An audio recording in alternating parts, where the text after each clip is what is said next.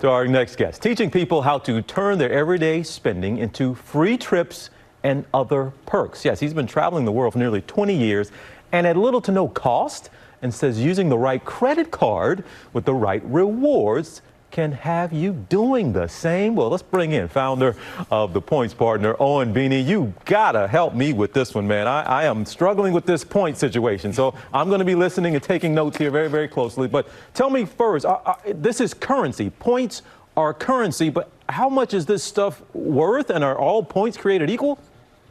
Great question. So, all points are not created equal. Points are a currency no different to dollars, US dollars, or yen, pounds, euros. You buy them at a rate and you sell them at a completely different rate. So there's a huge misunderstanding that these things are all worth the same. 1% cashback is not the same as 1 air mile, that is not the same as 1 credit card point. So it's really a concept of understanding the game and understanding what to use where in order to derive the most benefit from it every single time. Okay, sounds like we need to be doing a little homework and a little research. So this card might be this card might be that. So we got to find, how do we know which is actually, in your opinion, what's the best option to go with? Or do you really have to take each card individually?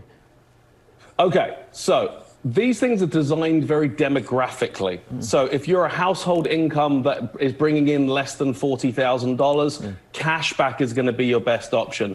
If you're a business traveler who does the same route week in, week out on the same airline and your company is paying for it, it's going to be what's called a co-branded card where you're getting air miles. And for everyone else, you're going to want a transferable currency. And I'll explain what that is in a second. And that's going to be credit card points. Now, a transferable currency, which is credit card points, can be used as cashback, as credit card points, and also as air miles. So for the majority of America, you're looking at credit card points as a generalization. Okay, let me just get right down to it. We want to fly free like you do. How can we do that?